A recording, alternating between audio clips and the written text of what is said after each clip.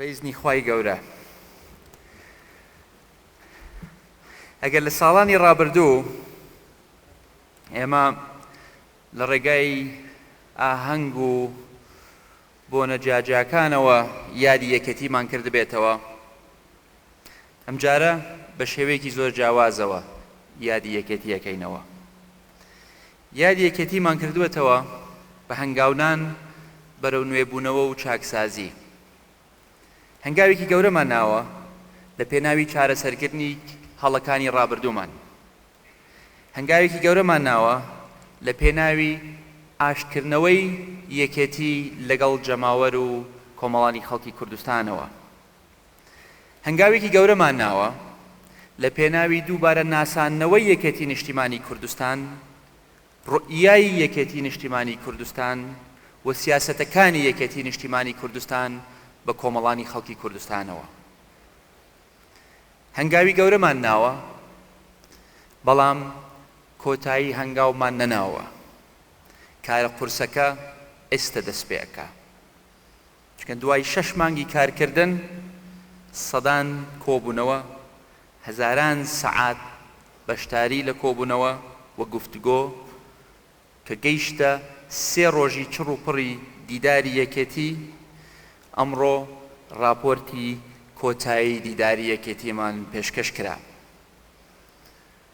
با سەیرێکی بکەم نەوەکو بەتاڵ بێت.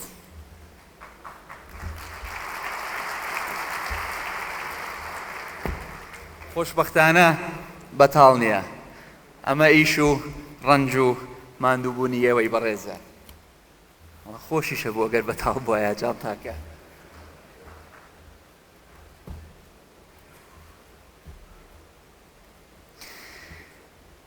ئەمە ئیشی 3 ڕۆژ نەبووە باڵان، ئەمە ئیشی 6 مانگی قورس بوو.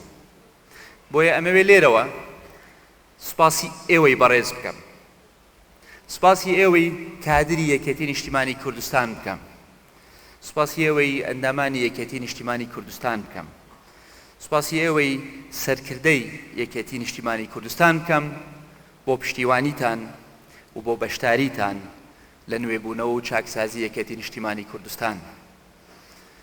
سوپاسی سەرۆک بافڵ دەکەم بۆ سەرکردایەتیەکەی و بەشداریکردنی لەم پرۆسەیەدا. سوپاسی سەرۆک کۆماری عێراقەکەم کە بەشدار بوو و لەگەڵمان بوو لەم پرۆسەیەدا.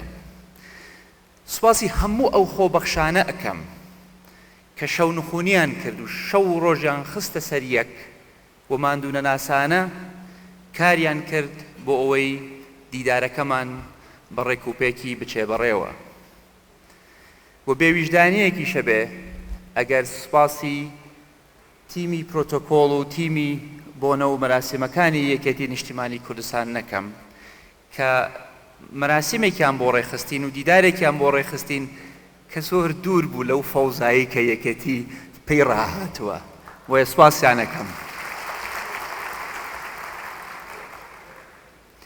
ڕاستە ڕەنگ بێ یەکەم ڕۆژ هەندێک هەموو کورتی تەکنیکی هەبوو بێت، هەندێک قەرەباڵغیەکە لە حەد بەدەر بوو بێت، بەڵام هەواڵانەمە یەکێتی نیشتیمانی کوردستانە و ئیدارەدانی 3500 کادری تامەزرۆ، کادری تینوو یەکێتی نیشتیمانی کوردستان کە چەندەها ساڵە مەجالی وایان نەدراوەتێ ڕەئی خۆیان پێشکەشکەن، ڕەخنەی خۆیان بگرن، ببن بە بەشێک لە داڕشتنەوەی سیاسەتی یەکێتی نیشتیمانی کوردستان. خوش نەبوو ئیدارەدانی ئەو پرۆسێدا، بەڵام زۆر خۆشحاڵ بووم بەوەی کە بە چاوی خۆما بینیم.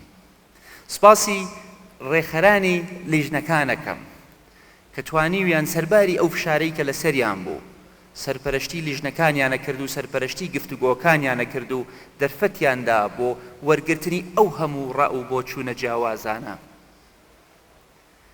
و بێگومان ئەبێ سوپاسی لیژنەی باڵای ئامادەکاری دیداری یەکێتیش بکەم کە ئەمڕۆ ڕاستە ئێمە لێرە دانیشتوین بە سەوان 6 مانگە لە بەغاوە بۆ خانەقین، بۆ کەرکووک، بۆ گەرمیان، بۆ سلەیمانی، بۆ هەڵەبجە، هەولێر، دهۆک، لەگەڵ هەموو چین و توێژەکان بە تێر و تەسەلی، لەگەڵ مەڵبەندی پێشمەرگە و پێشمەرگەکان. سڵاو وەستە ئەو دانیشتانەیان کرد و ئێمەیان گەیاندە ئەمڕۆ. پێم وایە دەرەنجامی ئەم دیدارە باشترین هەدیەیە کە کادرەکانی یەکێتی نیشتیمانی کوردستان بتوانن پێشکەشی جەماوەری یەکێتی نیشتیمانی کوردستانی بکەن لە بەردەم یادی دامەزراندنی یەکێتی نیشتیمانی کوردستان. ئینشەڵڵا بە پشتیوانی خوا و ئێوەی بەڕێز لە یادی دامەزراندنی یەکێتی لە ساڵی داهاتوو دەرەنجامی کاری ساڵی ڕابردووتان پێشکەشەکەین. دەرەنجامی چۆنیەتی جێبەجێکردنی ڕاستپاردەکانی دیداری یەکێتیتان پێشکەشەکەین. بەڕێزان، ئەم دیدارە هەرەوە نەبوو بۆ یەک ساڵ بێت. ئەمە پرۆسەیەکی بەردەوامە بێت. هەموو ساڵێک ئێمە ئەم دیدارە ئەنجامە دەین.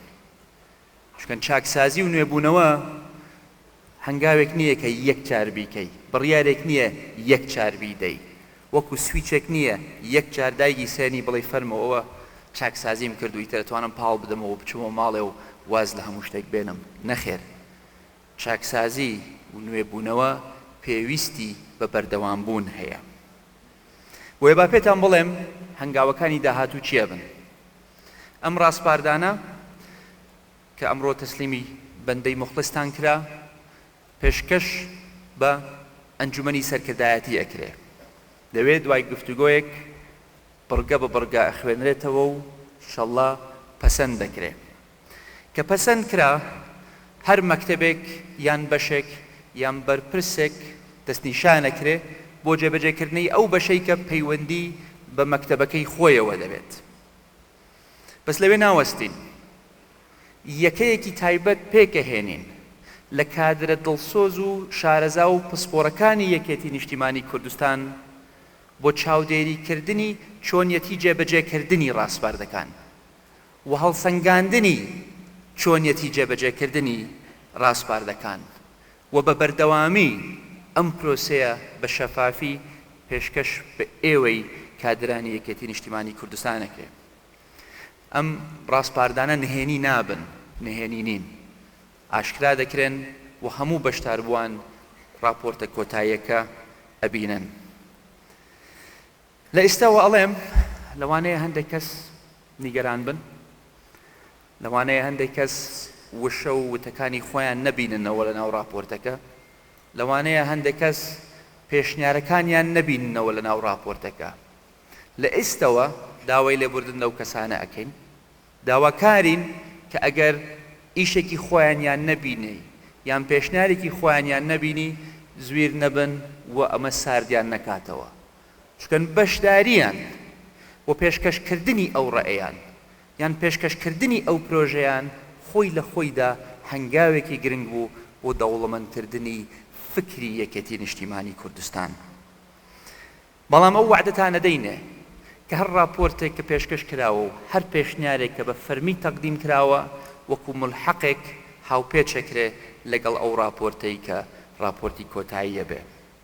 چکەن هەواڵان ئەم راپۆرتە راپۆرتی من نییە، راپۆرتی ئێوەیە، پێشنیاری ئێوەیە، ڕاستپاردەکانی ئێوەیە و ئەم ڕاستپاردانە تەنها لە کاتێکە سوودیان نەبێ ئەگەر واقعی بن و قابلی جێبەجێکردن بن.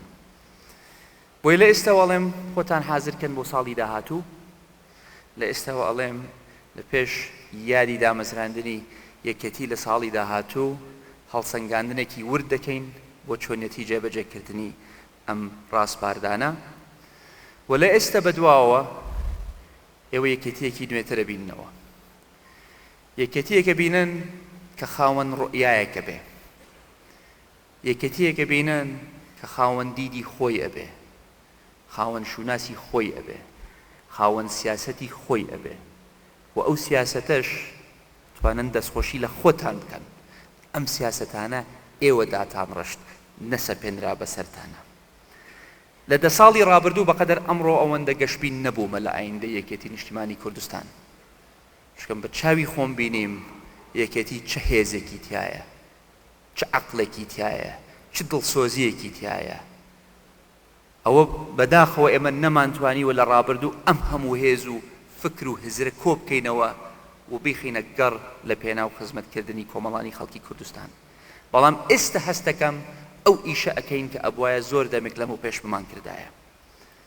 ئیشی ئێمە وەکو سیاسی ئەوە نییە تەنها سیاست بکەین.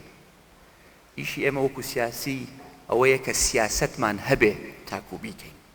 ئیشی ئێمە ئەوە نییە کە تەنها باسی چاکسازی بکەین. ئیشی ئێمە ئەوەیە بە فەعلی چاکسازی ئەنجام بدەین. ئیشی ئێمە ئەوە نییە لە ڕێگای تۆڕە کۆمەڵایەتیەکانەوە یان لە ڕێگای شعارەوە خزمەت بە کۆمەڵانی خەڵکی کوردستان بگەێنین. ئیشی ئێمە ئەوەیە بە کردار خزمەت بە کۆمەڵانی خەڵکی کوردستان بگەێنین. ئەمە ڕێبازی مام جەلالە هەواڵن. کاک بافڵ و من ڕنگ بێ کوڕی مام جەلال بین، بەس ئێوە ڕێبازی مام جەلالن. دیداری یەکێتیتان پیرۆز، یادی دامەزراندنی یەکێتیتان پیرۆز، هەر شاد و سەربەرز و سەرکەوتوو بن، بەخێر بێن سەرچاو.